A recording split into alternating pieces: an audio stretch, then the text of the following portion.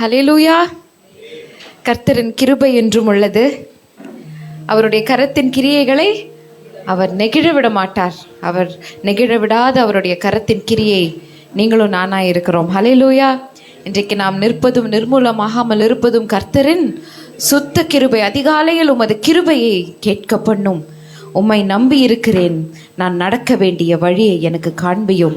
உம்மிடத்தில் என் ஆத்துமாவை உயர்த்துகிறேன். ஹல்லேலூயா. எல்லாரும் நம்முடைய ஆத்துமாவை கர்த்தரை நோக்கி உயர்த்துவோம். நான் உள்ளளவும் உம்மை கீர்த்தனம் பண்ணுகிறேன் ராஜா. நீர் நல்லவர் என்று சொல்லி, நீர் உண்மையுள்ளவர் என்று சொல்லி, என்னை தாங்கிடும் உம்முடைய கரம் என்னோடு கூட இருக்கிறது. என்னை மன்னிக்கும் அன்பு உம்மிடத்தில் இருக்கிறது. கை தூக்கி என்னை நிற்க செய்யும் ஒரு நண்பனின் அன்பு உம்மிடத்தில் இருக்கிறதப்பா. நல்ல மெய்ப்பனாய் இருக்கிறீரே ராஜா. இயேசு என் படகில் இருக்கிறீரே. ஹல்லேலூயா. நீர் என் படகில் இருக்கிறீரே. யார் இருந்தாலும் இல்லாவிட்டாலும் இன்றைக்கு நீர் எங்கள் படகில் இருக்கிறீர். நீர் வந்தால் சூழ்நிலைகள் மாறும், முடியாததும் சாத்தியமாகும். என் சத்துருக்களிடத்திலிருந்து எங்களை தப்புவித்து உம்மை புகலிடமாய் கொள்ள செய்திருக்கிறீரே. உம்மை அறிகிற அறிவு எவ்வளவு மேலானது அப்பா. நீர் யார் என்பதை குறித்து நாங்கள் அறிந்து கொள்ளும் அறிவு எவ்வளவு மேலானது. ஹல்லேலூயா. கர்த்தர் நல்லவர். கர்த்தர் நல்லவர் என்பதை ருசித்து பாருங்கள். ஒரு விஷயம் உங்களோட ஆத்துமாவை அப்படியே ஆண்டவருக்கு நேராக ஏறெடுக்கும் போது அவர் எவ்வளவு நல்லவர் என்பதை ருசித்து பாருங்கள். கர்த்தர் நன்மையானதை செய்கிறவர், நன்மையானதை தருகிறவர்.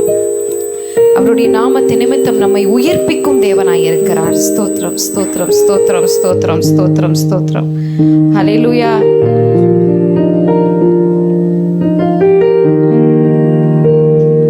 ஹல்லேலூயா. ஸ்தோத்திரம், ஸ்தோத்திரம், ஸ்தோத்திரம், ஸ்தோத்திரம். ஒரு 2 வரி மட்டும் அப்படியே நிறைவான ஆவியானவர் என்று சொல்லி பாடி ஒரு 2 வரி இந்த ஆராதனை இன்றைக்கு துவங்குவோம்.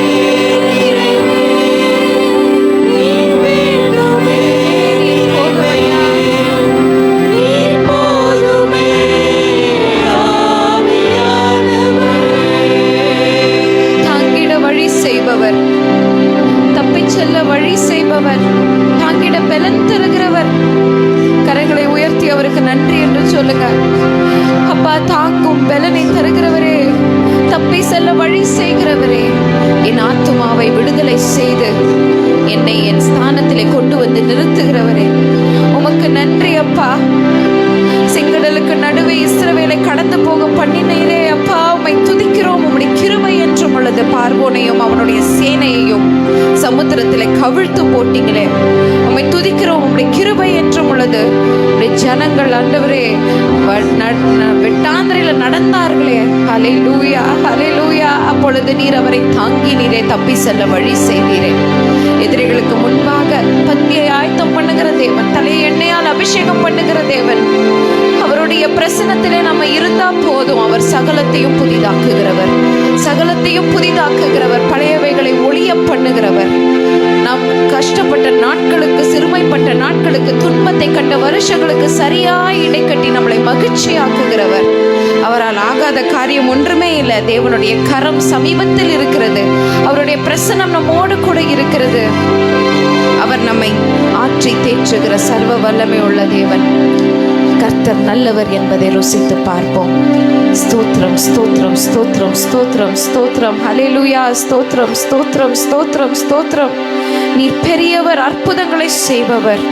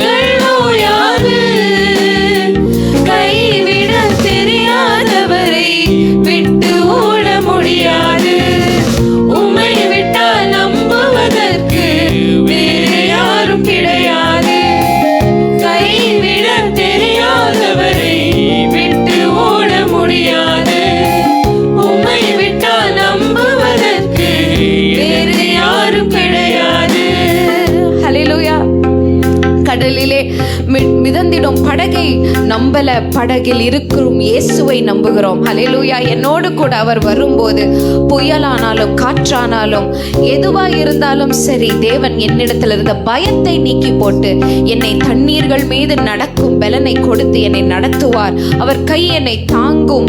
நீந்த தெரிய மீனவனா இருந்தாலும் கடலின் போராட்டங்களின் மத்தியிலே முழுகிற பேதுருவாய் நாம் அநேக நேரத்துல காணப்படுகிறோம். ஆனால் வந்து கை தூக்க அவர் வல்லவராய் இருக்கிறார். என்னுடைய விசுவாசம் கடுகு அளவுதான், ஆனால் அவருடைய கரமோ பராக்கிரமம் செய்யும் வலது கரமாய் இருக்கிறது. ஹல்லேலூயா. கரங்களை தட்டி அவருக்கு நன்றி சொல்லுவோம். பராக்கிரமம் செய்யும் வலது கரம் என்னோடு கூட இருக்கும்போது பராக்கிரமசாலியே எழுந்திரு என்று தேவன் சொல்லுகிறார். கடலிலே மிதந்திடும் படகை நம்பாத ஜனமாய் இருக்கிறோம், இயேசுவை நம்பும் ஜனமாய் இருக்கிறோம். ஹல்லேலூயா. கடலிலே மிதந்திடும் படகை நான் நம்பல, கடல் மீது நடப்பவரை நம்பி வந்தேன். நீந்திட தெரிந்த மீனவனாயிருந்தும் நீ வந்து கை தூக்க காத்திருந்தேன். கடலிலே மிதந்திடும் படகை நான் நம்பல, கடல் மீது நடப்ப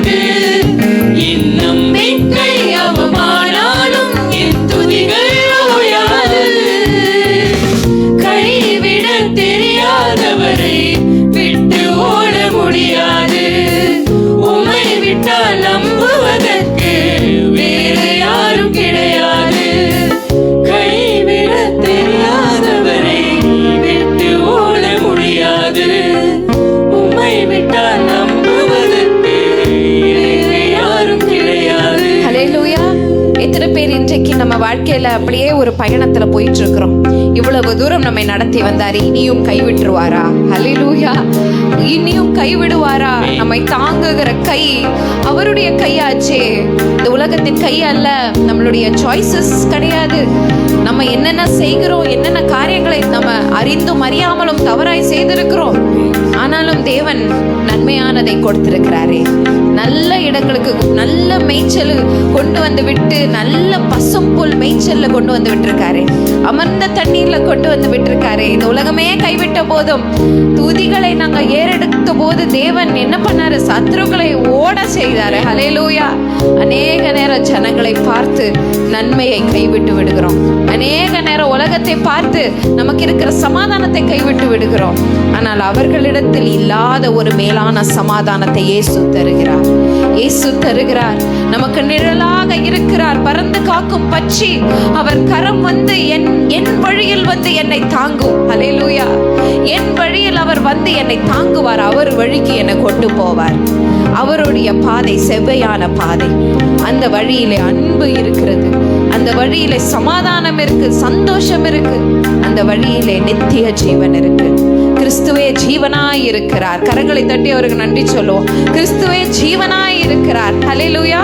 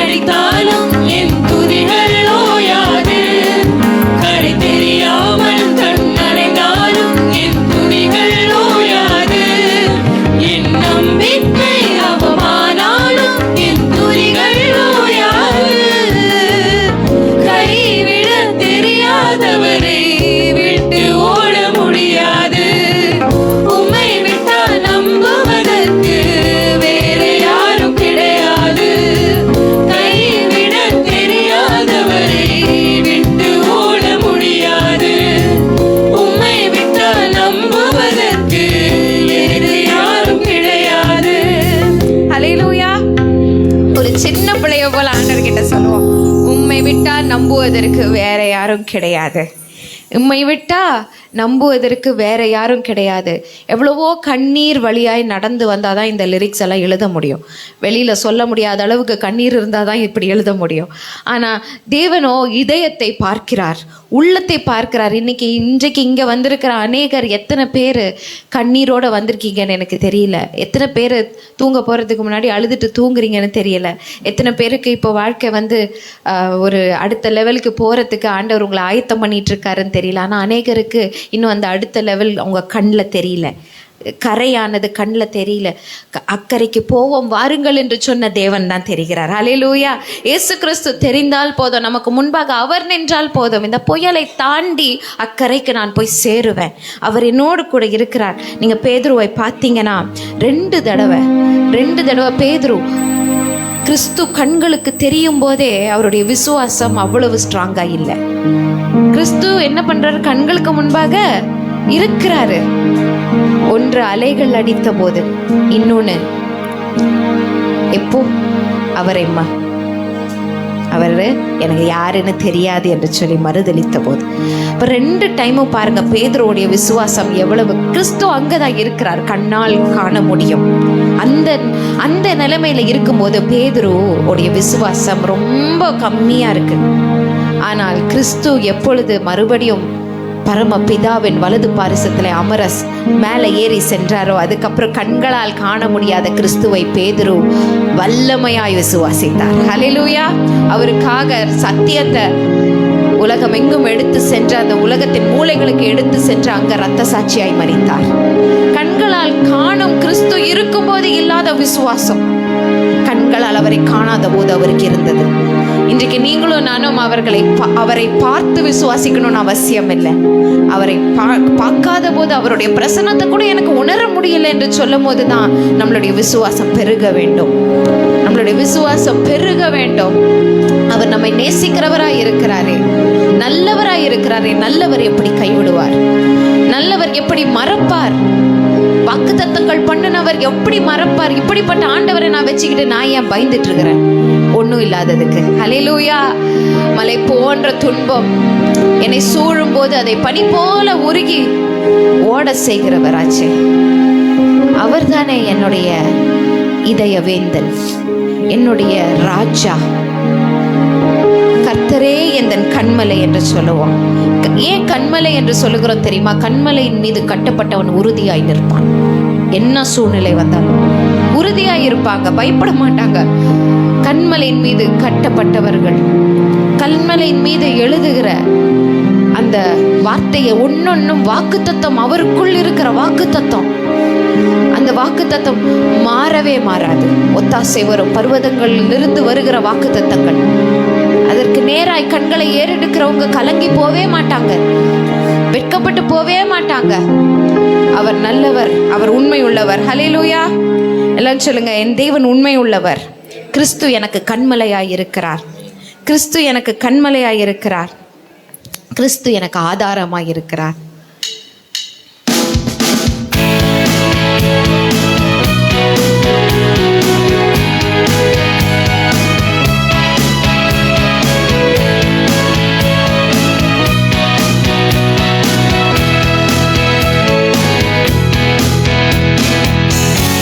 அவர் வார்த்தை என் பலனாக, ஒரு தீம் என்னை அணுகாமல் நிழலாக, அவர் கரம் என்னை வழி எங்கும் இடராமல் காத்ததே. புயல் காற்றிலும் விலகாமல், ஒளி மங்கின திரியையும் அணையாமல், அவர் அன்பென்று விழுந்தாலும் முறியாமல் தாங்குதே.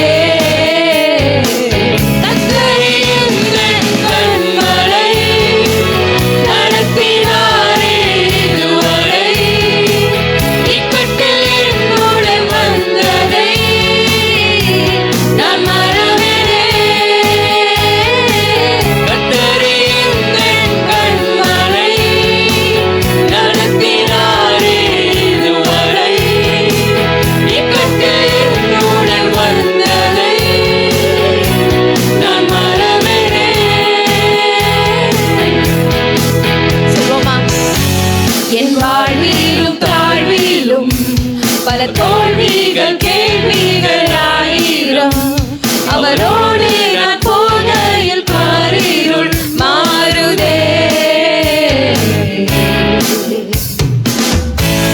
என் ஆத்துமா பாடிடும், நீ ஒருவரே அழகான பூரணம், என்னை ஒருபோதும் மறவாத தேவனாம் பாடுவே. கர்த்தரே எந்தன் கண்மலை,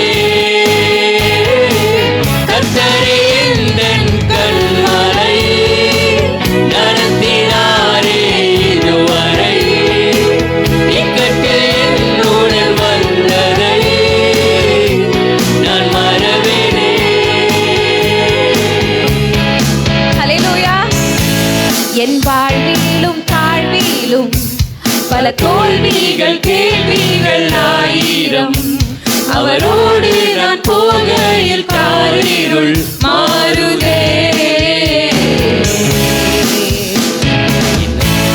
என் ஆத்துமா பாடிடும் நீர் ஒருவரே, ஒருவரே அழகான பூரணம், என்னை ஒருபோதும் மறவாத ஒருபோதும் மறவாத தேவனாம் பாடுவே. கர்த்தரே எந்தன் கண்மலை, நடத்தினாரே இதுவரை, இக்கட்டில் என்னுடன் வந்ததை நான் மறவேனே.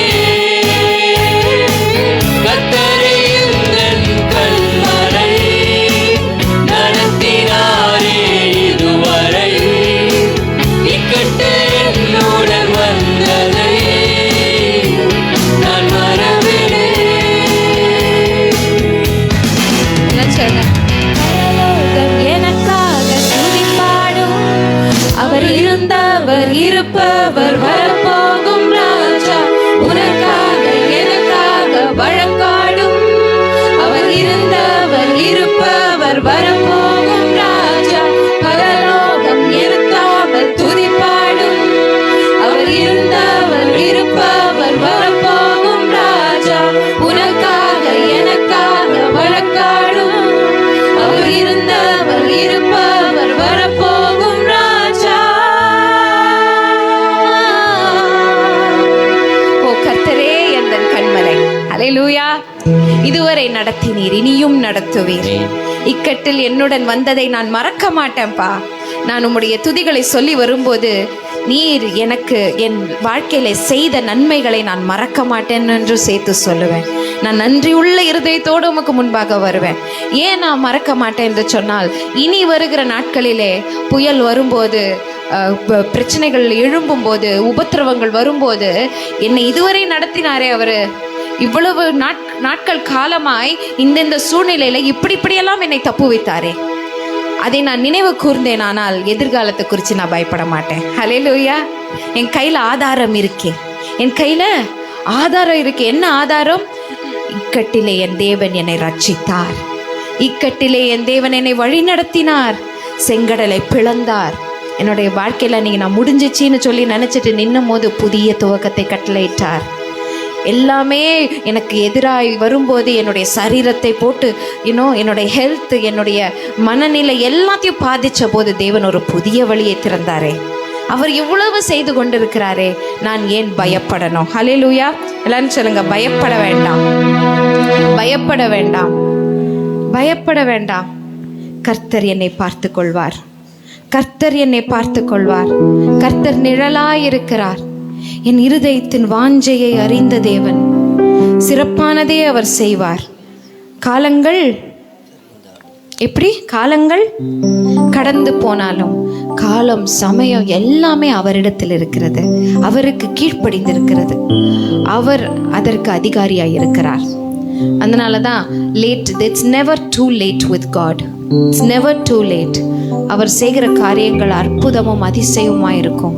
டெக்னாலஜியே இல்லாத காலங்களிலே சாராளுக்கு ஒரு பிள்ளையை கொடுத்தவர், மேப்ஸ் இல்லாத காலங்களிலே மோசேயை உண்மையாய் நடத்தி கொண்டு சென்றவர். ஹல்லேலூயா. எவ்வளவோ ஒரு வனாந்திரத்தில் எவ்வளவோ சோதனைகள், எவ்வளவோ பிரச்சனைகள், ஆனால் அவர் சிறப்பானதையே செய்தார். இன்றைக்கு அதை நீங்கள் எடுத்து படிக்கும் போது பார்த்தீங்கன்னா கர்த்தர் பெஸ்ட்டை கொடுத்துருக்காரு. வனாந்திரத்தில் காடைகளை கொடுத்தாரு, மன்னாவை கொடுத்தாரு. மன்னாவை தான் ஆண்டவர் முக்கியமாக பெஸ்ட்டாக கொடுத்தாரு, பரலோகத்தின் உணவு. அதை கொடுத்தும் ஜனங்கள் திருப்தியாகவில்லை என்றால் யார் இடத்துல பிரச்சனை இருக்கிறது? ஜனங்களிடத்துல பிரச்சனை இருக்கா, இல்லை தேவனிடத்துல பிரச்சனை இருக்கா? அவர் நல்லதை தானே தருகிறார். ஹல்லேலூயா. அவர் நன்மையானதை தானே தருகிறார், மேலானதை தானே தருகிறாரு. அவர் உண்மையுள்ளவர் தானே. ஒருவரும் அழிந்து போகக்கூடாது என்று ஏங்கிக் கொண்டிருக்கிறாரே, எவ்வளவு நல்லவர். என்ன சொல்லுங்க, கண்ணீர் நதியாய் ஓடினாலும் சிறப்பானதே அவர். சத்தமா சொல்லுங்க, சிறப்பானதே அவர். கண்ணீர் நதியாய் ஓடினாலும் சிறப்பானதே அவர் செய்வார். நம்பிக்கை தளர்ந்து போனாலும் சிறப்பானதே அவர் செய்வார். எதிர்பார்த்தவைகள் நடக்காமற் போனாலும் எதிர்பார்த்தவைகள் நடக்காமற் போனாலும் சிறப்பானதை அவர் செய்வார். ஹல்லேலூயா. என் இருதயத்தின் வாஞ்சை அறிந்த தேவன் சிறப்பானதை அவர் செய்வார்.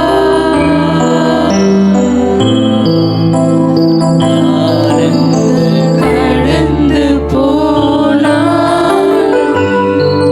சிறப்பானதை அவர் செய்வார்.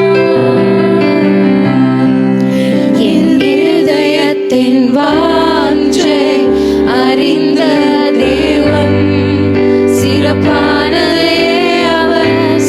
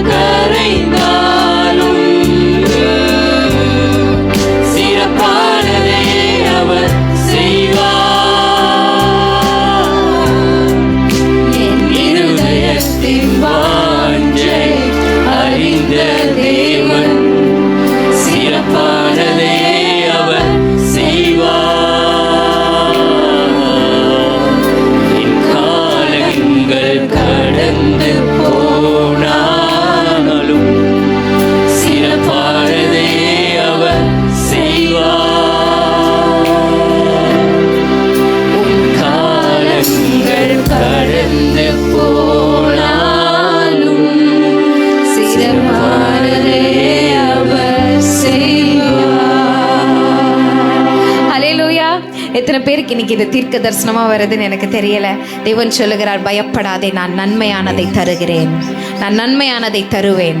பயப்படாதே, உன் வழிகளை என்னிடத்துல திருப்பு, உன் முகத்தை என்னிடத்தில் திருப்பு. உன் நம்பிக்கை வீண் போகாது. நிச்சயமாக உன் பிரச்சனைகளுக்கு முடிவு உண்டு. நிச்சயமாக நீ செல்கிற பாதையிலே உன்னை எதிர்த்து நிற்கும் போராட்டங்களுக்கு முடிவு உண்டு. முடிவில்லாதவர் நானாக இருக்கிறேன் என்று அவர் சொல்லுகிறார். He is eternal. Hallelujah. He is the eternal rock.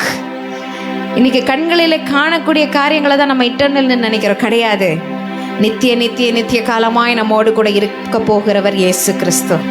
Hallelujah. இன்னைக்கு where is your priority? இன்னைக்கு உங்களுடைய நம்பர் 1, என் வாழ்க்கையில நம்பர் 1 இதாங்க அப்படின்னு சொல்றது யாரு? இதுதான் நான் ஃபர்ஸ்ட் வைப்பேன், முதல் இடத்துல நான் என் வாழ்க்கையில வைக்கிறேன். என் சிந்தையில இதை தான் ஃபர்ஸ்ட் நான் வச்சுக்கிட்டு இருக்கேன். என் ஹார்ட்ல இதை தான் ஃபர்ஸ்ட் நான் வச்சுக்கிட்டு இருக்கிறேன். என் லைஃப்ல இதை தான் நான் ஃபர்ஸ்ட் வச்சுக்கிட்டு இருக்கிறேன் அப்படின்னு சொல்லி நிறைய பேருக்கு அந்த ஃபர்ஸ்ட் என்ன தெரியுமா? அவங்களுடைய ஜாப், அவங்க பணம், அவங்க சேர்த்து வச்ச சொத்து, அவங்களுக்கு பெற்றோர்கிட்டேருந்து வர வேண்டியது, பாட்டி தாத்தா கிட்டேருந்து வர வேண்டியது, இதுதான் ஃபஸ்ட்டு வச்சுக்கிட்டு இருக்காங்க நிறைய பேர். இன்னும் ஒரு சில பேர் ஃபஸ்ட்டு யாரையோ ஒருத்தரை வச்சுக்கிட்டு இருக்காங்க, இல்லை ஒரு பொண்ணை வச்சுக்கிட்டு இருக்காங்க. ஃபஸ்ட்டு அதுதான். இன்னொருத்தவங்களுக்கு அழகு தான் ஃபஸ்ட்டு. எது இருக்கோ இல்லையோ எனக்கு அழகு இருக்கணுங்க, நான் அழகாக இருக்கணும் பார்க்கறதுக்கு. அப்படி இருந்தால் தான் சந்தோஷம் வாழ்க்கையில். எனக்கு முகத்தில் அழகு இல்லைன்னா சந்தோஷம் இல்லை, ஸ்மைல் வர மாட்டேங்குது. எனக்கு கொஞ்சம் ஃபேஸ் டல் ஆயிடுச்சுன்னா எனக்கு உள்ளே இருந்து ஸ்மைல் வர மாட்டேங்குது. கண்ணாடியில் தெரியாமல் பார்த்துட்டேன், நான் சோகமாயிடுறேன். என்னடா இது ஏஜ் ஆகிட்டு போதே. அப்படியா?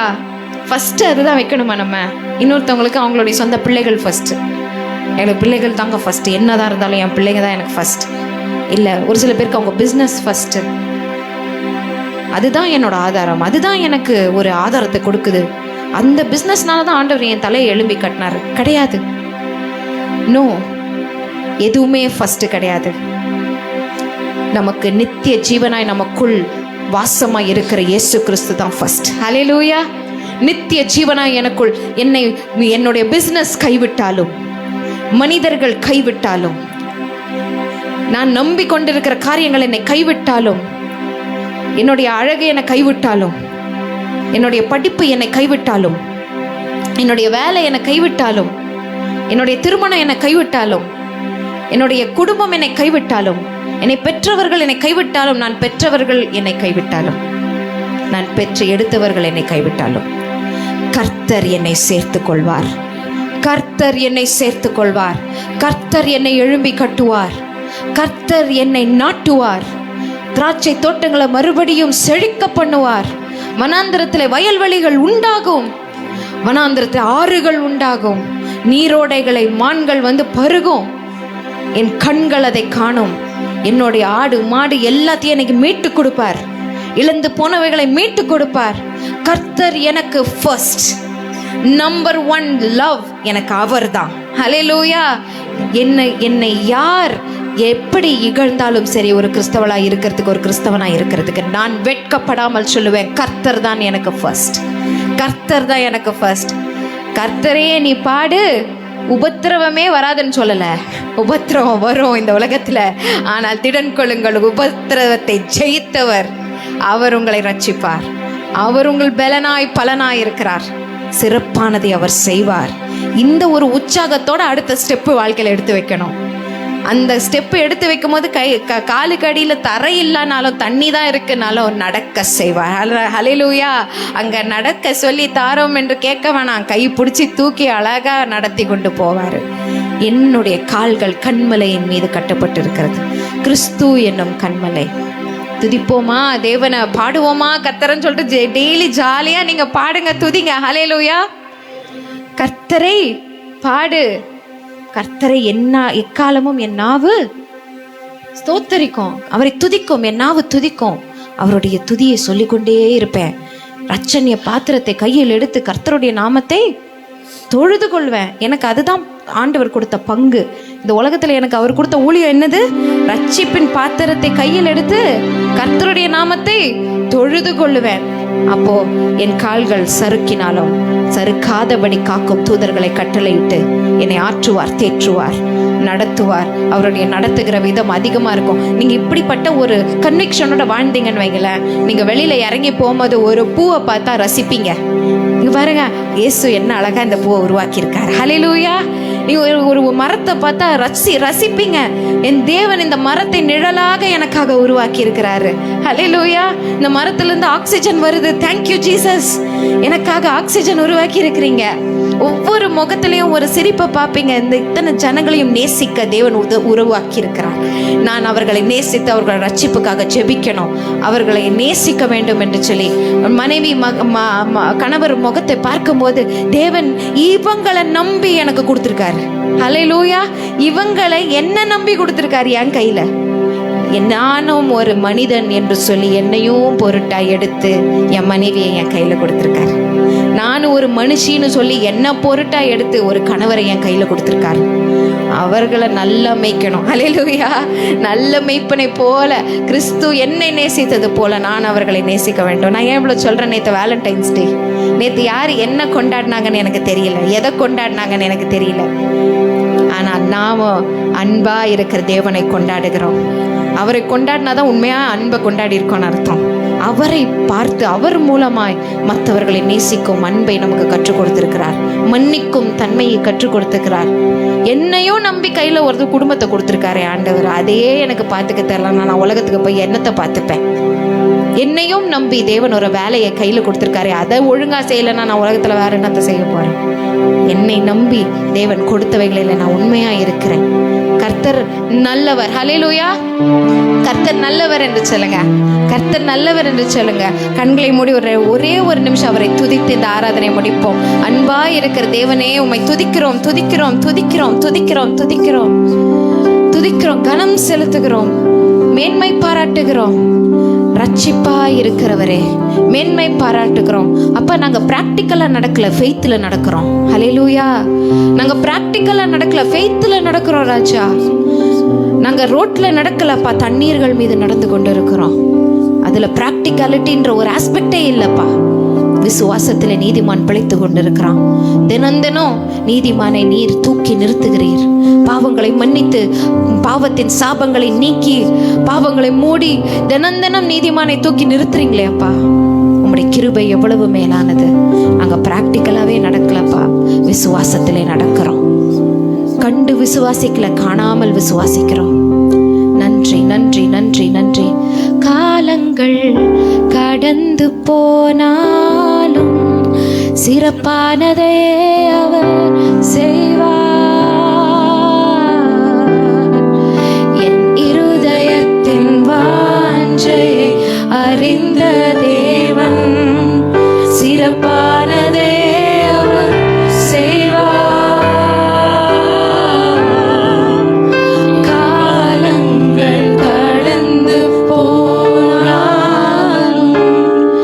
சிறப்பானதே அவர் செய்வார். கரங்களை தட்டி அவருக்கு நன்றி என்று சொல்லுவோம். துதியிலே மகிமைப்பட்டவருக்கு நன்றி, சிறப்பானதை செய்கிறவருக்கு நன்றி. அல்லேலூயா. ஸ்தோத்திரம், ஸ்தோத்திரம். தீமைகளை நன்மைகளாய் மாற்றுகிற தேவன். அல்லேலூயா. நாம் என்ன எதிர்பார்க்கிறோன்னா நல்லதை எதிர்பார்க்கிறோம். ஆனால் அவர் நமக்கு கொடுக்கிறது சிறப்பானதை செய்வார். அல்லேலூயா. ஆமென். அந்த நல்நம்பிக்கையோடு 126வது சங்கீதத்தை நாம் எழுந்து நின்று மாறி மாறி வாசிப்போம். துதியின் வேளையில் நிறைய பேருக்கு தீர்க்க தரிசன வார்த்தைகள் வந்திருக்கிறது என்று நான் நம்புகிறேன். அந்த வார்த்தைகள் தேவன் கொடுத்த வார்த்தைகள் என்பதையும், அந்த வார்த்தைகள் உங்கள் வாழ்க்கையிலே கர்த்தர் செய்து முடிப்பார் என்பதையும் நான் மீண்டும் ஒரு முறை உறுதி கூற விரும்புகிறேன். அல்லேலூயா. இந்த சங்கீதத்துக்கு உதவி செய்யும்படி அஜிதா ராபியை அழைக்கிறேன்.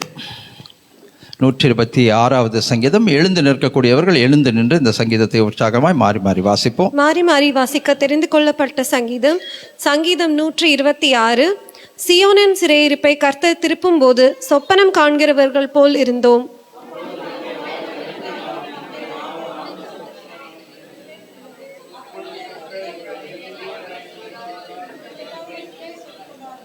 கர்த்தர் நமக்கு பெரிய காரியங்களை செய்தார், இது நிமித்தம் நாம் மகிழ்ந்திருக்கிறோம்.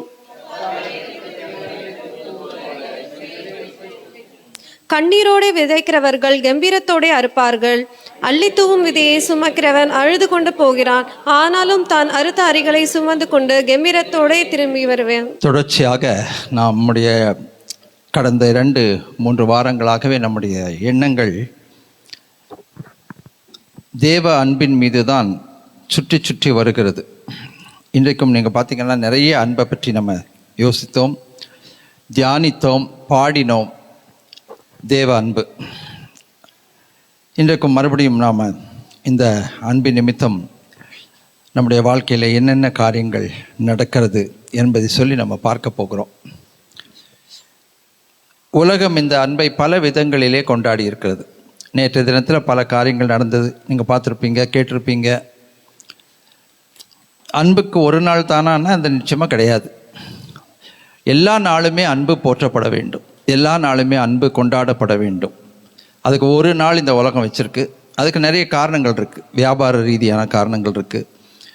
அன்றைக்கு ஒரு நாள் எப்படி ஹாப்பி பர்த்டேன்னு சொல்லி வாழ்த்துக்கிறோமோ அன்றைக்கி ஒருத்தர் வாழ்த்தி அப்படிப்பட்ட காரியங்கள் எல்லாம். ஆனால் நிலைத்திருக்க அன்புக்கு ஒரு நாள் என்று கண்டிப்பாக நம்ம யோசிக்க முடியாது. நித்திய அன்புக்கு ஒரு நாள் என்று நம்ம யோசிக்க முடியாது. அந்த அன்பை எல்லா நாளும் நாம் போற்ற வேண்டும், போற்றப்பட வேண்டிய ஒரு அன்பு. இன்றைக்கு நம்ம இந்த அன்பை குறித்து பரிசுத்த வேதாகமம் சொல்கிற சில குறிப்புகளிலிருந்து நம்முடைய தனிப்பட்ட வாழ்க்கைக்கு மிகவும் பிரயோஜனமாக சில ஆலோசனைகளை நாம் ஏற்றுக்கொள்ளலாம். முதலாவது நம்ம இன்றைக்கி என்ன பார்க்குறோம்னாக்கா, அன்பு என்பது ஒரு முறை நடக்கிற காரியம் இல்லை, ஒரு முறை நிகழ்கிற காரியம் அல்ல. அன்பு என்பது தொடர்ச்சியாக நம்முடைய வாழ்க்கையிலே வருகிற ஒரு ஊற்று. It is a stream. Love is a stream. அதனால தான் ரோமர் 5வது அதிகாரத்தின் 5வது வசனம் என்ன சொல்லுகிறது என்றால், பரிசுத்த ஆவியின் பலத்தினாலே தேவ அன்பு நம்முடைய உள்ளத்தில் ஊற்றப்பட்டிருக்கிறது. கொடுக்கப்பட்டிருக்கிறதுன்னு சொல்லலை, ஒரு பேக்கெட் பண்ணி கொடுத்தாரு ஆண்டவர்னு சொல்லலை, ஊற்றப்பட்டிருக்கிறது. அன்பு என்பது ஒரு ஊற்று. அது ஊறிக்கொண்டே இருக்கும், அது வந்து கொண்டே இருக்கும், அது பெருகி கொண்டே இருக்கும். உண்மையான அன்பை உள்ளத்திலே உணர்கிறவர்களுக்கு இது தெரியும். அந்த அன்பு ஊறிக்கொண்டே இருக்கும், பெருகி கொண்டே இருக்கும். முடிவில்லாத அன்பு, எப்போவுமே அந்த அன்பு நிலைத்திருக்கும், ஒரே மாதிரி இருக்கும். அந்த அன்பின் விளைவுகளாக நம்ம பெரிய காரியங்களை, அநேக காரியங்களை நம்ம செய்வோம். அந்த அன்பின் விளைவாக வருகிற மிக முக்கியமான ஒரு விஷயம் என்னன்னாக்கா, நாம் நேசிக்கிறவர்கள் நமக்கு விரோதமாக எதை செய்தாலும் கூட அவர்களை நாம் மன்னித்து மறுபடியும் நாம் அவர்களை திரும்ப திரும்ப ஏற்றுக்கொள்வோம். அது உண்மையான அன்புக்கு ஒரு அடையாளமாக இருக்கிறது என்று சொல்லி பார்க்கிறோம். என்னோடு கூட 1 யோவான் 4வது அதிகாரம் 7-8 வசனங்களுக்கு திருப்பிக் கொள்ளுங்கள். யோவான் அன்பை பற்றி நிறைய எழுதுகிறார். He is known as the apostle of love. அன்பின் அப்போஸ்தலர் என்று அழைக்கப்படுகிற அந்த யோவான் அன்பை பற்றி நிறைய விஷயங்கள் எழுதுகிறார். அது 1 யோவான் 4வது அதிகாரம் 7-8 வசனங்களில் சில சத்தியங்களை நாம் ஆழமாய் பார்க்கிறோம். என்னோடு கூட அதை தியானிப்போம். 1 யோவான் 4வது அதிகாரம் 7வது வசனம் சந்தமாக வைராக்கியமாக வாசிப்போம். பிரியமானவர்களே, ஒருவர் அன்பாய் இருக்க கடவோம், ஏனெனில் அன்பு தேவனால் உண்டாயிருக்கிறது. அன்புள்ள எவனும் தேவனால் பிறந்து அவரை அறிந்திருக்கிறான். அன்பில்லாதவன் தேவனை அறியான். தேவன் அன்பாகவே இருக்கிறார். தேவன் ஒளியாக இருக்கிறார். தேவன் ஜீவனாக இருக்கிறார். தேவன் அன்பாகவே இருக்கிறார். The embodiment of love is God himself. தேவன் அன்பாக இருக்கிறார். தேவன் அன்பாக இருக்கிறார்னு சொன்னாக்கா, அவர் அன்பு செலுத்துகிறவராக இல்லை, அவர் அன்பாகவே இருக்கிறார். அன்புக்கு அடையாளம் எங்கே தேடணும்னா அதை சிலுவையில் தான் நம்ம தேட முடியும். அதை நம்ம முதலாவது இந்த வசனத்தில் நம்ம பார்க்குறோம். இதில் ரொம்ப அழகாக என்ன சொல்கிறாருனாக்கா, அன்புள்ள எவனும் தேவனால் பிறந்திருக்கிறான், தேவனை அறிந்திருக்கிறான். ஏனென்றால் அன்பு தேவனால் உண்டாயிருக்கிறது. இது எந்த அன்பு? நீ எனக்கு இது கொடு, நான் உனக்கு இது கொடுக்குறேன்ற அன்பு இல்லை. நல்லா புரிஞ்சுக்கோங்க. நான் உனக்கு இதை கொடுத்தேன், நீ எனக்கு அதை கொடுக்கணும்னு எதிர்பார்க்குற அன்பும் இல்லை. இல்லை நான் உனக்கு இதை கொடுக்குறேன், நீ இதை கொடு, இல்லை நீ கொடுக்காமல போயிடுவியான்ற அன்பும் கிடையாது. இந்த அன்பு என்ன அன்புனாக்கா, எதையும் எதிர்பாராமல் செய்கிற அன்பு, மாறுத்தரம் எதிர்பார்க்காமல் செய்கிற அன்பு, செல்ஃப்லெஸ் லவ். அந்த அன்பை தான் நம்ம இங்கே பார்க்குறோம். அந்த அன்பைத்தான் ஆண்டவர் முதன்மைப்படுத்துகிறார். இந்த அன்புள்ள எவனும் தேவனால் பிறந்திருக்கிறான் அப்படின்றத நம்ம இங்கே பார்க்க முடிகிறது. அப்புறம் என்ன சொல்றாருனாக்கா, தேவனால் பிறந்து தேவனை அறிந்திருக்கிறான். அன்பு இல்லாதவன் தேவனையே அறியான். தேவன் அன்பாகவே இருக்கிறார். 9வது வசனம் சேர்ந்து வாசிப்போம். தம்முடைய ஒரே பேரான குமாரனாலே நாம் பிழைக்கப்படிக்கு தேவன் அவரை உலகத்தில் அனுப்பினது நிமித்தம் தேவன் நம்மேல் வைத்த அன்பு வெளிப்பட்டது. இரண்டாவது குறிப்பு என்னன்னா, அன்பு இருந்தா அன்பு வெளிப்பட வேண்டும். உள்ளத்துல எவ்வளவு மேல நேசிக்கிறேன் தெரியுமா அப்படின்னு நம்ம 1000 டயலாக் பேசலாம். அதுதான் யாக்கோபு சொல்லும்போது சொல்றார், வசனத்தினாலே அல்ல, வார்த்தையினாலே அல்ல. உன்னை எவ்வளோ நான் நேசிக்கிறேன் பாரு, உன் மேலே எவ்வளோ அன்பு வச்சிருக்கேன் தெரியுமான்னு இன்னைக்கு நிறைய பேர் டயலாக் பேசுவாங்க. ஆனால் அந்த அன்பு எப்படி வெளிப்படுமாம்? கிரியையிலே வெளிப்பட வேண்டும். Love must be demonstrate, love must be shown, love must be exposed. அன்பு என்பது வெளிப்படுத்தப்பட வேண்டிய ஒரு உணர்வு. அந்த அன்பை எப்படி வெளிப்படும்னா வெறும் வார்த்தைகள் இல்லை. இப்போ இந்த நேற்று நடந்தது அதுதான். நிறைய பேர் நீங்கள் பார்த்தீங்கன்னா க்ரீட்டிங்ஸ் கொடுத்துருப்பாங்க, ஹார்ட் வரைஞ்சி எழுதி கொடுத்துருப்பாங்க, அவங்க வந்து ஃபோனில் சொல்லியிருப்பாங்க, நேராக சொல்லியிருப்பாங்க, வாட்ஸ்அப் மெசேஜில் அனுப்பியிருப்பாங்க, நான் உன்னை நேசிக்கிறேன், நான் உன்னை நேசிக்கிறேன், உன் மேலே அன்பு வச்சிருக்கிறேன்னு சொல்லி. ஆனால் அது வந்து அன்பின் வெளிப்பாடு அல்ல. அன்பு எப்பொழுதுமே கிரியையிலேயே வெளிப்பட வேண்டும். என்ன அழகா சொல்றாரு பார்த்தீங்களா? தேவன் அவரை உலகத்தில், இயேசுவை உலகத்தில் அனுப்பினதினாலே தேவன் நம்மேல் வைத்த அன்பு வெளிப்பட்டது. எதுக்கு அனுப்புனாரு? உங்க வீட்டில் போய் ஒரு நல்ல ஒரு டின்னர் சாப்பிட்டு வர்றதுக்கு அனுப்புனாரா? போய் அவங்க வீட்டில் போய் நல்ல ஒரு லஞ்ச் சாப்பிட்டு வாங்க, ஒரு டின்னர் சாப்பிட்டு வாங்க, இல்லை அவங்களோட அப்படியே வெளியில் ஒரு வாக்கிங் போயிட்டு வாங்க, இல்லை அவங்களுக்கு போய் ஒரு கிஃப்ட்டை கொடுத்துட்டு வாங்க, இல்லை நீங்கள் அவங்க வீட்டில் போய் ஒரு ராத்திரி நல்லா ஸ்டே பண்ணி அவங்கள சந்தோஷமாக நீங்கள் வச்சுட்டு வாங்கன்னு சொன்னாரா? இல்லை. தேவன் நம் மீது காண்பித்த அன்பு எப்படி வெளிப்படுகிறது என்றால், அவருடைய அன்பு நம்மோடு கூட வெளிப்படும் விதம் வந்து அவருடைய ஜீவனையே கொடுத்தார். அதைத்தான் நம்ம திரும்ப திரும்ப பார்க்குறோம். அவரை தந்து அருளி, அவரை தந்து அருளி, தந்து அருளி. நம்ம பிரியமானவர்கள் நம்ம கிட்ட வந்து ஏதாவது கேட்டாங்கன்னு வச்சுக்கோங்களேன், ஏய் நீ போட்டிருக்க இந்த ஷர்ட் நல்லா இருக்கு, நீ கட்டியிருக்க இந்த சாரி நல்லா இருக்கு அப்படின்னா என்ன பண்ணுவோம்? உடனே ஓ நல்லா இருக்கா அப்படின்னு சொல்லி நீ அடுத்தது இது கண்ணில் காமிக்கக்கூடாது அப்படின்னு மறைச்சி வைக்க மாட்டோம். என்ன சொல்லுவோம்? நீ எடுத்துகிட்டு போவேன்மா, நீ போட்டுக்கோ, நீ வாங்கிக்கோ, நீ எடுத்துக்கோ. என்ன காரணம்? அவங்கள நம்ம நேசிக்கிறோம். இந்த உதாரணத்தை நான் அடிக்கடி ஏன் சொல்கிறேன் அப்படின்னா, அந்த அன்பினுடைய ஒரு குணாதிசயம் அதுதான். ஆனால் ஆண்டவர் நம்மை நேசித்த போது, உங்கள் எல்லாருக்கும் உங்கள் பேங்க் அக்கௌண்ட்டில் 5000 ரூபாய் போடுகிறேன்னு சொல்ல, உங்களை நான் நேசிப்பதனால உங்களுக்கு அரிசி பருப்பெல்லாம் வாங்கி தரேன்னு சொல்லலை. ஆண்டவர் உங்களை நேசிக்கிறதுனால உங்களுக்கு நான் கிறிஸ்மஸ்க்கு பாய்கிட்ட சொல்லி 2 கிலோ பிரியாணி வாங்கி தரேன்னு சொல்லலை. அவருடைய அன்பு எப்படி வெளிப்பட்டது தெரியுமா? நாம் பாவிகளாக இருக்கையில், என்கிட்ட சேர்ந்து சொல்லுங்க, நாம் பாவிகளாக இருக்கையில் கிறிஸ்து இயேசு மரித்ததினாலே, கிறிஸ்து இயேசு மரித்ததினாலே நம்மேல் வைத்த அன்பை விளங்க பண்ணினார். ஹல்லேலூயா. நான் பாவியாக இருந்தேன், தகுதி இல்லாமல் இருந்தேன், அவர் என்னை நேசித்து எனக்கு தம்முடைய ஜீவனையே கொடுத்தார். தகுதி இல்லாத என் மீது அவர் பாராட்டின தயவுக்கு பேர் தான் கிருபை. என்னோட சேர்ந்து சொல்லுங்க, கிருபைன்ற வார்த்தைக்கு அர்த்தம் என்ன தெரியுமா? தகுதி இல்லாத என் மேல் அவர் பாராட்டின தயவு. என்னுடைய இடத்துல கல்வாரி சிலுவையில் அவர் ஜீவனை கொடுத்தார். அதைத்தான் முதலாவது நம்ம பார்க்கிறோம். தேவன் அன்பாகவே இருக்கிறார். ரெண்டாவது நீங்க பார்த்தீங்கன்னாக்கா, அன்பு என்பது ஒரு வெளிப்பாடு மட்டுமல்ல. அந்த அன்பு என்பது வந்து ஏதோ ஒரு உணர்வு. இன்னைக்கு அப்படிதான் இந்த உலகம் அப்படிதான் சொல்லுது. அன்புன்றது ஒரு உணர்வு, ஒரு உணர்ச்சி, ஒரு உணர்ச்சி வசப்படுகிற அன்பு. உணர்ச்சி வசப்படுகிற அன்பு இல்லை. அன்பு என்பது தேவனுடைய இயல்பான குணாதிசயம். உணர்ச்சி வசப்படுகிற அன்பு நிறைய பேர்கிட்ட இருக்கும். அது ஒரு நேரம் இருக்கும், இன்னொரு நேரம் இருக்காது. அன்னைக்கு ரோட்டில் நான் போகிறேன், ஒரு 50 வயசு இருக்கும். அவர் ஒரு பையனோட கையை பிடிச்சிட்டு போகிறாரு. நான் பின்னால் போகும்போது அவங்க பேசுகிறத நான் கேட்குறேன். அவனை பார்த்து கேட்குறாரு, உனக்கு நான் ஃபீஸ் கட்டுறேன், உனக்கு ஸ்கூல் புக்கெல்லாம் வாங்கி தரேன், உனக்கு துணிமணியெல்லாம் வாங்கி தரேன் அப்படின்னு.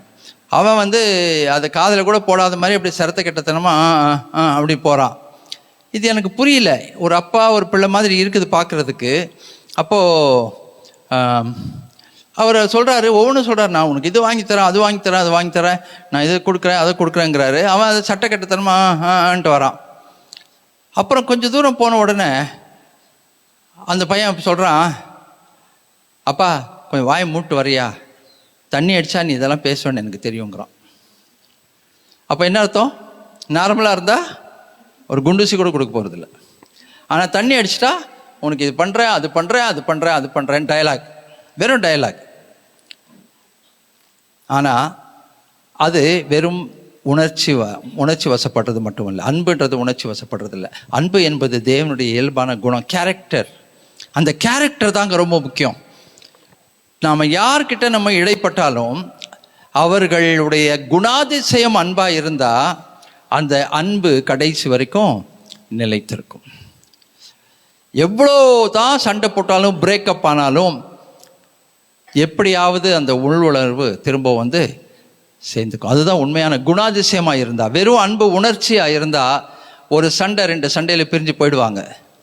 அதுக்கப்புறம் நினைக்க மாட்டாங்க, மாறிவிடும். அது உணர்ச்சியாக இருக்கிற அன்பு தேவையே இல்லை.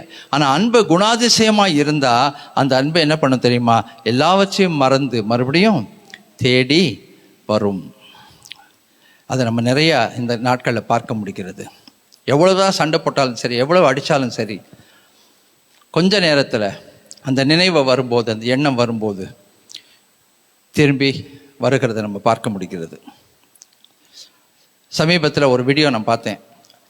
கொஞ்சம் அந்த வீடியோ துவக்கத்தில் பார்க்கும்போது ரொம்ப ஆச்சரியமாக இருந்தது. ஒரு பெண்ணை மாத்திரம் காண்பிக்கிறாங்க. அந்த பெண்ணுடைய கன்னம் லேசாக சிவந்து இருக்கிறது. அந்த பெண் வந்து என்ன சொல்கிறான்னா, அந்த பக்கம் ஒரு கணவர் இருக்கிறார், இந்த பக்கம் ஒரு மனைவி இருக்காங்க. மனைவியுடைய கன்னம் லேசாக சிவந்திருக்கு, அதை மட்டும் முதல் காமிக்கிறாங்க.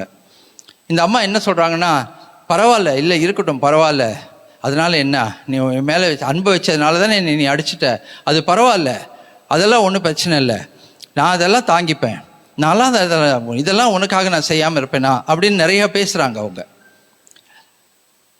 அதுக்கு பிறகு இதெல்லாம் நீ நினச்சி வருத்தப்படாத அப்படின் போது அடுத்தது அவரை காமிக்கிறாங்க. அவரை காமிக்கும் போது பார்த்தீங்கன்னா கண்ணமே 2 செவந்திருக்குது, தலையில் ஒரு கட்டு போட்டிருக்காங்க, இந்த கையில் ஒரு சிங்க போட்டு இப்படி உட்காந்துருக்கிறாரு. அந்த அம்மா கேட்குது, இப்போ நீ என்ன சொல்கிற அப்படின்னு. அவர் சொல்கிறாரு, நான் ஒன்றுமே சொல்லலை, நான் ஒன்றுமே சொல்லலை. ஆனால் அவர் வந்துட்டார், சேர்ந்துட்டார் திருப்பியும். இவ்வளோ உத வாங்கி அடி வாங்கி கட்டு போட்டும் கூட அவர் என்ன பண்ணுறாரு, திருப்பி வந்து சேர்ந்துக்கிறார். இன்னும் கொஞ்சம் விகற்பம் இல்லாமல் நான் சொல்லணும்னா, அந்த உண்மையான அன்புக்கு மானம், மரியாதை, சூடு, சொரணை ஒன்றுமே இல்லை. என்னத்தான் அவங்க தப்பான வார்த்தை சொல்லி திட்டியிருந்தாலும், என்ன கோவப்பட்டிருந்தாலும், என்ன தான் அடிச்சிருந்தாலும், அது உண்மையான அன்பாக இருந்தால், அன்பு அவருடைய குணாதிசயமாக இருந்தால், அவர்கள் என்ன செய்வார்கள்? கண்டிப்பாக திரும்ப வருவார்கள். அதுதான் அந்த உண்மையான அன்பினுடைய குணாதிசயம். அதுதான் தேவ அன்பு, தேவ அன்பினுடைய வெளிப்பாடு. எப்பொழுதும் மன்னிக்கும், எதையும் மன்னிக்கும். அதை நம்ம எங்கே பார்க்குறோம்? 1 கொரிந்தியர் 13வது அதிகாரத்தில் பார்க்கிறோம். எல்லாவற்றையும் அந்த அன்பு சகிக்கும், எல்லாவற்றையும் அந்த அன்பு தாங்கும். கொஞ்சம் வாசிக்கலாமா? இங்கே ஒரு புக் மார்க் ஒன்று வச்சுக்கோங்க, நம்ம இங்கே திரும்பி தான் வரப்போவோம். 1 கொரிந்தியர் 13வது அதிகாரத்தில் அந்த அன்பு சகலத்தையும் தாங்கும், சகலத்தையும் நம்பும், சகலத்தையும் விசுவாசிக்கும், சகலத்தையும். அந்த அன்பு ஆச்சரியமான அன்பு. வாசிங்க, சேர்ந்து வாசி. 1 கொரிந்தியர் 13வது அதிகாரம் 4வது வசனத்திலிருந்து வாசிப்போம். அன்பு நீடிய சாந்தமும் தயவும் உள்ளது, அன்புக்கு பொறாமை இல்லை. அன்பு தன்னை புகழாது, இருமாப்பா இராது, அயோக்கியமானதை செய்யாது, தற்பொழிவை நாடாது, சினமடையாது, தீங்கு நினையாது, அநியாயத்தில் சந்தோஷப்படாமல் சத்தியத்தில் சந்தோஷப்படும், சகலத்தையும் தாங்கும், சகலத்தையும் விசுவாசிக்கும், சகலத்தையும் நம்பும், சகலத்தையும் சகிக்கும். அன்பு ஒரு காலம் ஒழியாது. தீர்க்க தரிசனங்கள் ஒளிந்து போகும், அந்நிய பாஷைகள் ஓய்ந்து போகும், அறிவானால் ஒளிந்து போகும். ஆனால் நிறைவானது வரும்போதோ குறைவானது ஒளிந்து போகும். ஹல்லேலூயா. அன்பு ஒரு காலம் அழியாது. ஆமென். ஹல்லேலூயா. ஆமென். இதுதான் அந்த அன்பினுடைய குணாதிசயம். அப்போ தேவன் அன்பாய் இருக்கிறார். இங்கே அன்பு உணர்ச்சியாக இல்லை, அன்பு அவருடைய குணமாக இருக்கிறது என்று சொல்லி நம்ம பார்க்கிறோம். சரி, அடுத்தது நீங்கள் பார்த்தீங்கன்னாக்கா, நாம் முன்பு அவர் மேலே அன்பு வைக்கலை, அவர் தான் நம்ம மேலே முதல் அன்பு வைத்தார். அவர் நம்ம மீது முதல் அன்பு வைத்ததுனால தான் அவரை நம்ம என்ன பண்ணுறோம், நேசிக்கிறோம். அதையும் நம்ம பார்க்க முடிகிறது இந்த இடத்துல. ஓகே, முதல் அவர் மேலே நம்ம அன்பு வைக்கிறோம், அதுக்கு பிறகு தான் அவர் நம்ம மேலே அன்பு வைக்கிறார். இல்லை, அவர் நம்ம மேலே முதல் அன்பு வைக்கிறார், அதற்கு பிறகு தான் நாம் அவர் மேலே அவரை நேசிக்க ஆரம்பிக்கிறோம்னு சொல்லி பார்க்கிறோம். இந்த அன்பின் அடையாளம் தான் என்ன தெரியுமா? சிலுவை. சிலுவையை நம்ம வணங்குறது இல்லை. சிலுவை எல்லா சபையிலையும் இருக்குது, ஆனால் சிலுவையை நம்ம வணங்குறது கிடையாது. சிலுவை ஒரு வணக்கத்துக்குரிய ஒரு பொருள் அல்ல கண்டிப்பாக. ஆனால் அந்த சிலுவை என்பது அந்த ஆண்டவருடைய அன்பின் அடையாளமாய் இருக்கிறது. அதனால தான் நம்ம சிலுவையை அங்கங்கே நம்ம வைக்கிறோம். சிலர் கழுத்தில் நீங்கள் போட்டிருக்கீங்க, சிலர் மோதிரத்தில் நீங்கள் போட்டிருக்கிறீங்க. அந்த சிலுவையின் அடையாளம் என்ன அடையாளம்னா அது அன்பினுடைய அடையாளம். ஏன்னா ஜீவனை கொடுத்தார். வேற எது வேணாலும் கொடுக்கலாம். உயிரை கொடுப்பாங்களான்னா அவர் உயிரை கொடுத்தாரு. கொடூரமான மரணம், நீங்களும் நானும் அங்கே தொங்கி இருக்கணும். ஏன் நம்ம ஆண்டவரை நேசிக்கணும் அப்படின்னா, கொடூரமான அந்த மரணத்தில் அங்கே நான் இருந்திருக்கணுங்க. சிலுவையில் நான் இருந்தால் தான் அந்த சிலுவையினுடைய வேதனை, துன்பம், என்ன அடி உத அப்படின்றத நமக்கு புரிந்துக்க முடியும். ஐங்காயங்களை ஏற்றுக்கொண்டு தொங்குறது கஷ்டமாக சொல்லுங்கள். நம்ம நிறைய பேருக்கு நிற்கிறதே கஷ்டமாக இருக்குது. ஒரு 5 நிமிஷம் நிற்க முடியல, 5 நிமிஷம் நின்றுட்டு உட்காந்துக்கிறோம். சிலுவையில் தொங்குறது சுலபமாக இருக்குமா? யோசித்து பாருங்கள். அந்த சிலுவையில் அடி வாங்கி குத்த வாங்கி அந்த ஈட்டி வச்சு இடுப்பில் குத்துறாங்க, ஐங்காயங்கள், கை கால்கள் அடிக்கப்பட்டிருக்கிறது, நெத்தியில் முள்முடி. அந்த சிலுவையின் அன்பை யோசித்தாலே போதுங்க, நம்ம அவரை நேசிக்க ஆரம்பித்து விடுவோம். அவரை நம்ம நேசிக்கிறதுக்கான காரணம் அதுதான், அது ஒன்று தான், சிலுவையின் அன்பு. என்னுடைய இடத்துல அவர் என் பாவங்களை மன்னிக்க கொடூரமான மரணத்தை அவர் ஏற்றுக்கொண்டார். அந்த சிலுவையில் அவர் மரித்தார். அதனால தான் சிலுவை என்பது அன்பின் அடையாளமாக இருக்கிறது என்பதை நம்ம பார்க்க முடிகிறது. நாம் பாவிகளாய் இருக்கையில் கிறிஸ்து நமக்காக மரித்தார். அது நம்ம யோவான் 4:10 பார்க்கிறோம். நாம் பாவிகளாய் இருக்கையிலே கிறிஸ்து மரித்ததினாலே நம்மீது அவர் வைத்த அன்பை அவர் வெளிப்பட பண்ணினார் அப்படின்னு சொல்லி நம்ம பார்க்கிறோம். இந்த அன்பை நம்மை விட்டு எதுவுமே பிரிக்க முடியாது, பிரிக்கக்கூடாது. கிறிஸ்துவின் அன்பை இன்றைக்கி உங்களை பார்த்து நான் நிறைய பேர் கேட்குறேன், நீங்கள் ஃபேஸ்புக் அக்கௌண்ட் வச்சுருக்கீங்க, இன்ஸ்டாகிராம் வச்சுருக்கீங்க, சரிங்களா? அதில் கண்ட கருமத்தையும் பார்க்குறீங்க, ஆச்சுங்களா? எதுவும் பார்க்குறீங்க. ஆனால் சிலர் அதில் நிறைய காரியங்கள் போஸ்ட் பண்ணுறீங்க. என்னைக்காவது ஒரு நாள் ஆண்டவருடைய வசனத்தையோ ஒரு ஆண்டோடைய அன்பையோ நீங்கள் போஸ்ட் பண்ணுறீங்களா? நீங்கள் பண்ணுறீங்கன்னா நீங்கள் ஆசீர்வதிக்கப்பட்டவர்கள். ஏன் உலகத்தை முதன்மைப்படுத்துறீங்க? உலக காரியங்களை முதன்மைப்படுத்துறீங்க, ஜோக்ஸை முதன்மைப்படுத்துறீங்க, மீம்ஸை முதன்மைப்படுத்துறீங்க, அதெல்லாம் பார்த்து சிரிக்கணும்னு நினைக்கிறீங்க. ஆனால் என்னைக்காவது உங்களுடைய ஃபேஸ்புக் அக்கௌண்ட்டில் நீங்கள் ஆண்டோடைய காரியங்களை போஸ்ட் பண்ணுறீங்களா? நீங்கள் அப்படி போஸ்ட் பண்ணலைன்னா, போஸ்ட் பண்ணுறதுக்கு நீங்கள் வெட்கப்படுறீங்கன்னா, ஆண்டோடைய அன்பை நீங்கள் இன்னும் அறியவும் இல்லை, அதை நீங்கள் முதன்மைப்படுத்தவும் இல்லை. நீங்கள் ஒரு ஆண்டோடைய பிள்ளை என்பதே சோஷியல் மீடியாவில் சொல்கிறதுக்கு நீங்கள் வெட்கப்பட்டீங்கன்னா, உங்கள் நாமத்தை அறிக்கை செய்ததில் ஆண்டவர் வெட்கப்படுவார் ஒரு நாள். எனக்கு விசேஷமாக வாலிப பிள்ளைகளுக்கு நான் சொல்கிறேன், உங்கள் சோஷியல் மீடியாவில் ஆண்டவரை முதன்மைப்படுத்துகிற காரியங்கள் இல்லை என்று சொன்னால், வெறும் உலக பிரகாரமான காரியங்கள் 10ஓட 11 அத்தோட நீ ஒன்று மற்றவன் போடுறான் பாருங்கள், அதே மாதிரி உங்களுடைய சோஷியல் மீடியாவில் நீங்கள் போட்டுக்கொண்டிருந்தீங்கன்னா நீங்கள் இன்னும் ஆண்டவரை அறியலை. நிறைய பேருக்கு ஃபேஸ்புக் அக்கௌண்ட் இருக்குது, ஆனால் அந்த ஃபேஸ்புக் அக்கௌண்ட்டில் நம்ம சர்ச்சுடைய அந்த ஆராதனையை நீங்கள் போஸ்ட் செய்யறதுக்கு ஏன் வெட்கப்படுறீங்கன்னு எனக்கு தெரியல. ஒரு நடிகனுக்கு பின்னால் எவ்வளோ பேர் போயிட்டுருக்காங்க பார்த்தீங்களா? கூட்டமாக வெட்கப்படுறாங்களா? கத்துறதுக்கு வெட்கப்படுறாங்களா? விசில் அடிக்கிறதுக்கு வெட்கப்படுறாங்களா? இல்லையா?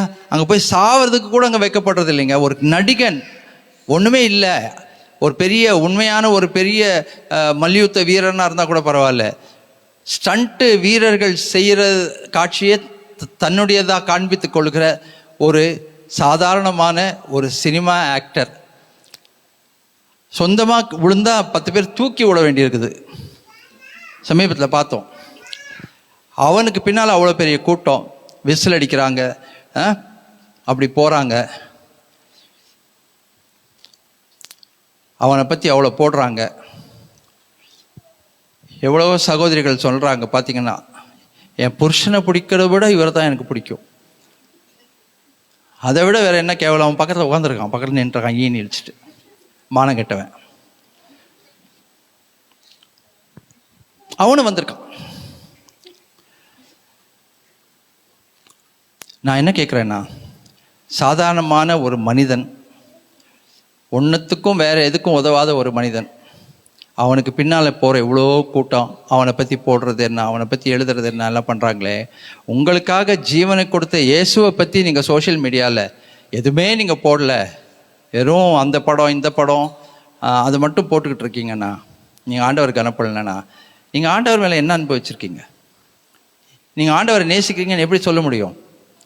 உலகத்தை போடுற மாதிரி நீங்களும் போட்டுட்டு இருந்தீங்கன்னா நீங்கள் ஆண்டவர் நேசிக்கிறதுக்கு என்ன இருக்குது? ஒன்றுமே இல்லையே. சர்ச்சுடைய சர்வீஸை நீங்கள் உங்களுடைய ஃபேஸ்புக்கில் நீங்கள் போட வைக்கப்பட்டீங்கன்னா, இப்போ சபையை பற்றி நீங்கள் என்ன மரியாதை வச்சுருக்கீங்க, மதிப்பு வைத்திருக்கீங்க? இங்கே நீங்கள் கேட்குற காரியங்களெல்லாம் வெறும் உங்களுக்கு மட்டும்தானா? மற்றவர்களுக்கு போய் சேர வேண்டாமா? யூடியூப்பில் போடுறோம் நம்முடைய சர்வீஸை, ஒவ்வொரு சர்வீஸையும் போடுறோம், வர்ஷிப்பும் மெசேஜும் இருக்குது. எதாவது யூடியூப்பில் இருக்குது, கிரைஸ்ட் ராக் சர்ச்னு போட்டு பார்த்தீங்கன்னா, திருவான்மைன்னு போட்டிங்கன்னா வரும். ஒவ்வொரு ஞாயிற்றுக்கிழமையும் நம்முடைய ஆராதனை யூடியூப்பில் போடப்படுகிறது, ஃபேஸ்புக்கில் போடப்படுகிறது. என்னைக்காவது ஒரு நாள் ஷேர் பண்ணியிருப்பீங்களா? உங்களை பற்றி அப்போ நான் என்னன்னு நினைக்கிறது? ஞாயிற்றுக்கிழமை மட்டும்தானா இது உங்கள் சபை? வார நாட்கள் இது உங்கள் சபை இல்லையா? இங்கேருந்து நீங்கள் கேட்குற நல்ல செய்திகள் எல்லாம் மற்றவங்களுக்கு பிரயோஜனமாக இருக்க வேண்டாமா? ஆண்டவர் மீது இதுதான் நீங்கள் காட்கிற அன்பா? சபை மீது இதுதான் நீங்கள் காண்பிக்கிற மரியாதையா?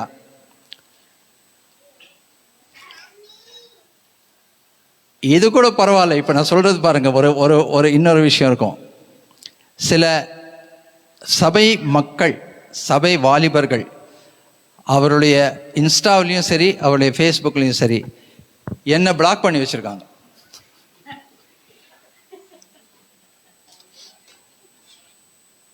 ஏன் தெரியுமா? அவங்க போடுறது என்னான்னு பார்த்துடக்கூடாது. பார்த்தா கண்டிப்பாக கேட்பேன்.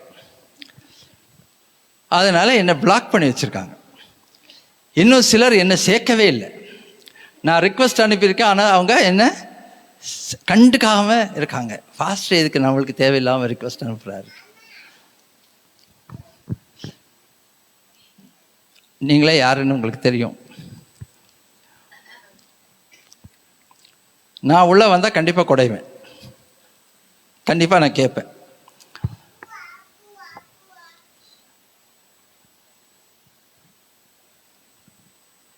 ஆண்டவர் எங்கே இருக்கிறார்? ஆண்டோடைய அன்பு எங்கே இருக்கிறது?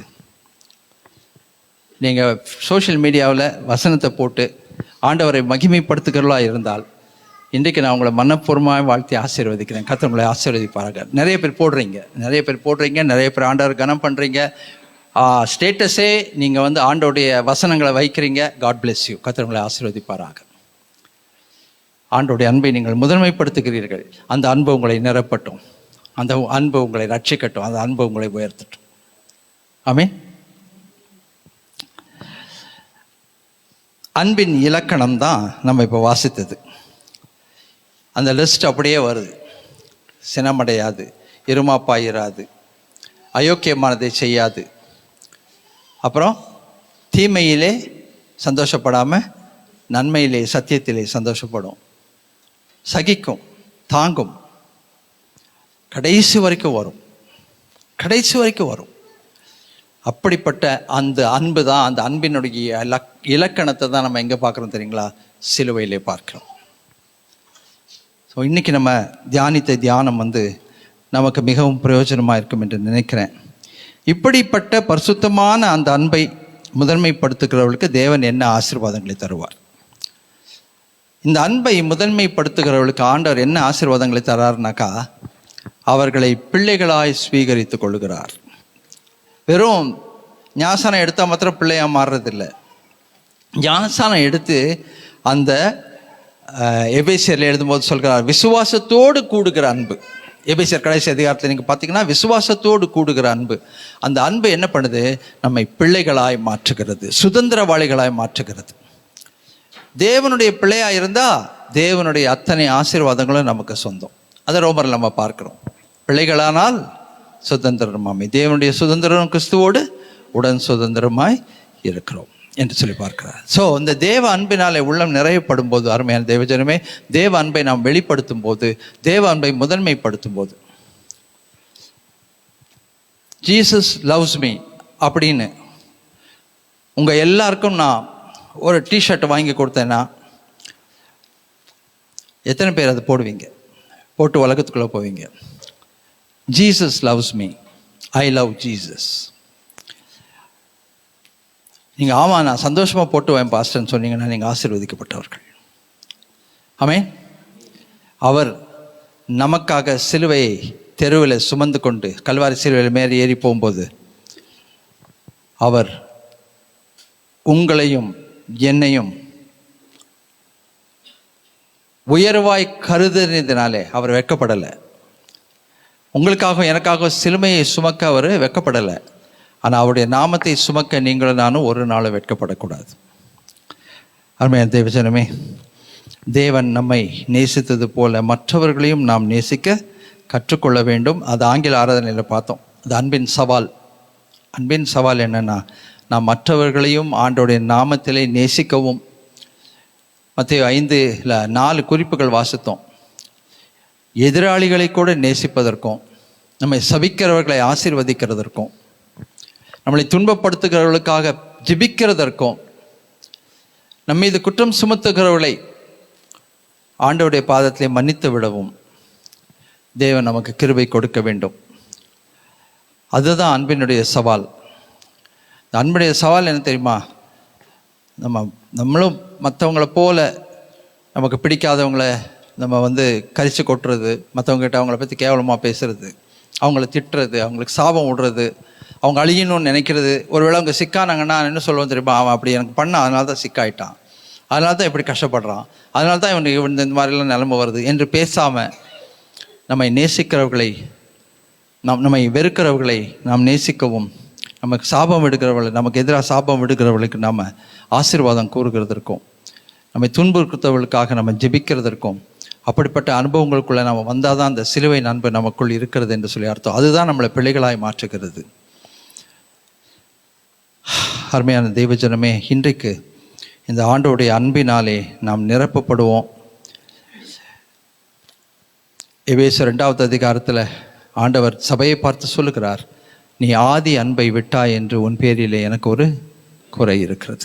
நீ ஆதி அன்பை விட்டாய் என்று உன் பேரிலே எனக்கு ஒரு குறை இருக்கிறது. அதனால் சீக்கிரமாக நீ மனம் திரும்பி முன்பு செய்து கொண்டிருந்த கிரியைகளை செய்து கொண்டிருப்பாயாக. ஞானஸ்நானம் எடுத்த காலத்தில் இருந்த அந்த வைராக்கியம், அந்த அன்பு, ஆண்டவரை ஏற்றுக்கொண்ட காலத்தில் இருந்த வைராக்கியம், அந்த அன்பு, ஆண்டவரை நாம் ஸ்வீகரித்து ருசித்த போது, அற்புதங்களை ருசித்த போது இருந்த அன்பு, அந்த அன்பு நிலைத்திருக்க வேண்டும். அந்த அன்பிலே நீங்களும் நானும் நிலைத்திருக்க வேண்டும். அந்த 1 கொரிந்தியர் 13வது அதிகாரம் எப்படி முடியுது தெரியுமா? இப்பொழுது விசுவாசம், அன்பு, விசுவாசம், நம்பிக்கை, அன்பு என்ற 3ம் நிலைத்திருக்கிறது. இவைகளில் அன்பே பெரியது. அல்லேலூயா. இவைகளில் அன்பே பெரியது. அந்த மகா பெரிய அன்பினால் நிரப்பப்பட்டு ஆண்டோடைய பிள்ளைகளாய் வாழ்ந்து அநேகருக்கு ஆசீர்வாதத்தின் வாய்க்காலாய் ஊற்றுக்காலாய் விளங்குவதற்கு தேவன் நமக்கு கிருபை அருளுவாராக. அப்படியே தலைகளை தாழ்த்தி நாம் ஜெபிப்போம். ஒரு நிமிஷம் அப்படியே நம்ம யோசிப்போம்.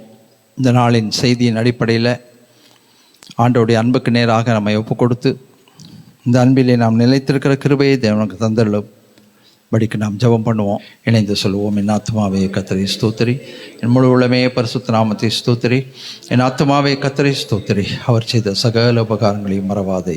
ஆமேன். நம்முடைய ஆண்டவராகிய இயேசு கிறிஸ்துவின் கிருபை, பிதாவின் அன்பு, பரிசுத்த ஆவியானவருடைய இணை பிரியாத அந்யோன்ய ஐக்கியம் நம் அனைவரோடும், நம்முடைய குடும்பத்தின் பிள்ளைகள் ஒவ்வொருவரோடும், மிஷினரி குடும்பத்தோடும், தூரத்தில் இருக்கிற நம்முடைய பெற்றோர், பிள்ளைகள், கூட பிறந்தவர்களோடும், உலகமெங்கிலும் இருக்கிற பரிசுத்தவான்களோடும் இன்றும் என்றும் நிலைத்திருப்பதாக. ஆமேன். Hallelujah. God bless you. God bless you.